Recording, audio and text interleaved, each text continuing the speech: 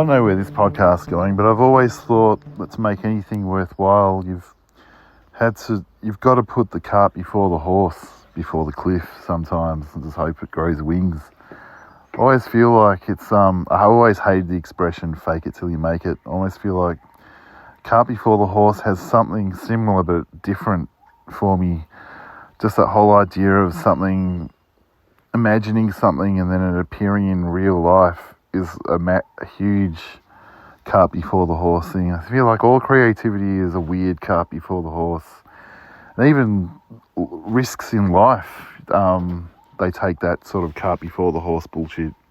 I always felt like I've done life in a weird reverse in so many ways. So I don't know where... I want to do something with this idea, the cliche cart before the horse. I just don't know how it's going to turn out or how it will appear.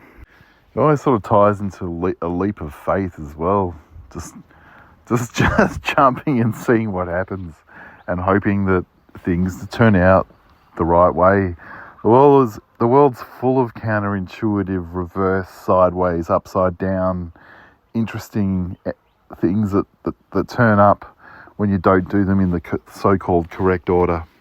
And I always feel like I'm mining these possibilities. I feel like creativity is doing that almost all the time, and most of the time I'm going to fall on my ass or totally fail, fuck it up.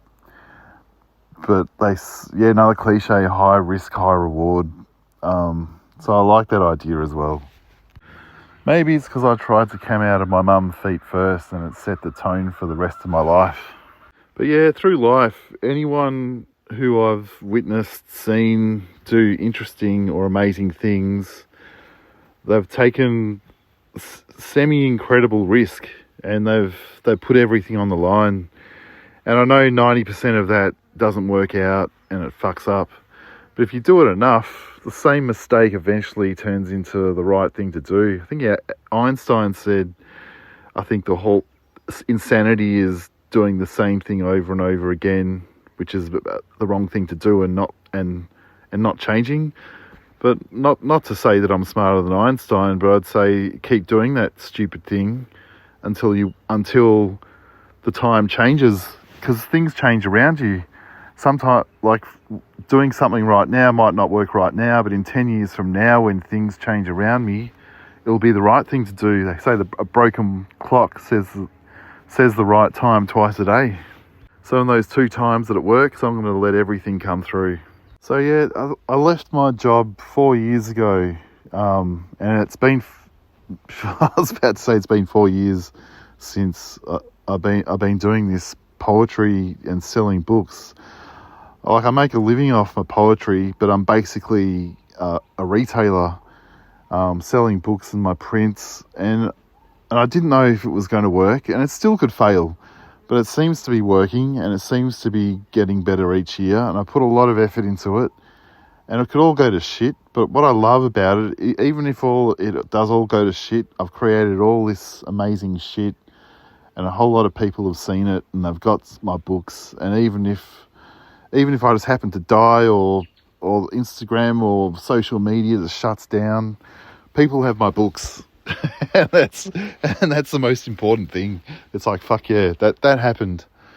But it's weird as this continues to do okay and improve each year, part of me is scared. It's like, no, this isn't supposed to happen. Part of me is trying to shut it down. Like, I know there's a part of me that says, nah, you don't deserve this. You're not worthy of this working out. That's not supposed to happen because nothing's ever worked out like this before. And so there's part of me that I feel like I'm in danger of sometimes self-sabotaging everything that I've worked for. It's weird. It's like there's 2 of me. It's like there's 2 of us. There's angels and devils on all of our shoulders. And so yeah, in the last few weeks, selling my new book, it's probably sold the best of anything I've ever made before, because it's sort of like a mini best of my best stanzas and quotes from across all my books, and all of a sudden it's semi-exploding, and it's like, no, that's not supposed to happen.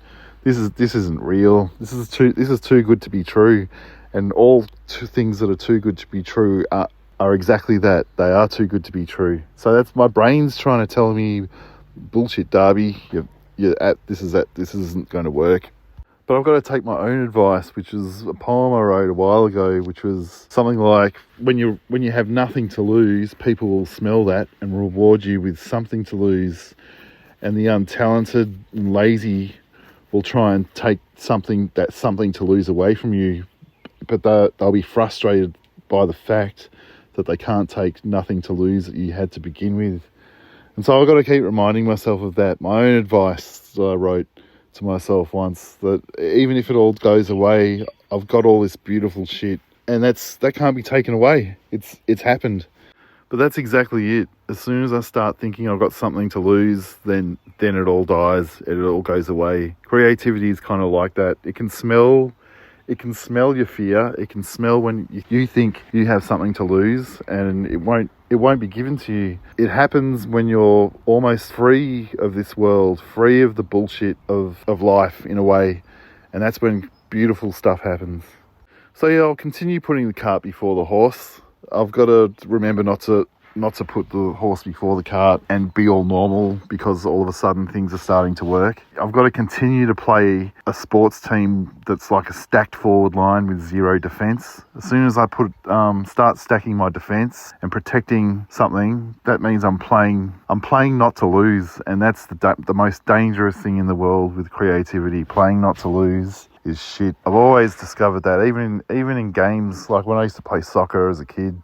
Remember, we were beating one of the best teams, and all of a sudden we were a goal ahead, and there was only a small time to go, and all of a sudden we stopped playing to win. We started playing to not lose, and then we lost it. Anyway, this is all kind of to say thank you for buying my new book, and also thank you for listening to my blabber. I love recording it. I only thought I'd do this podcast I thought I'd give it 10 goes, and then I'd be done, thinking I'd run out of ideas by then. But it's been weird. It's been like a comforting little weekly diary that I talk shit to myself, and you get to hear my bullshit. And it's been weirdly helpful. Like I've grown so much shit out of this little podcast. And this was putting the cart before the horse. Didn't think I'd be doing this shit. But anyway, I'm going to make this one 1 minute shorter, or a couple of minutes shorter than my normal ones, because today I'm in the country and I feel like I've got to actually enjoy it while I'm here. If you'd like to leave a review for my podcast on Apple or Spotify or wherever you're listening to it, in the little star thing, I'd love it if you did.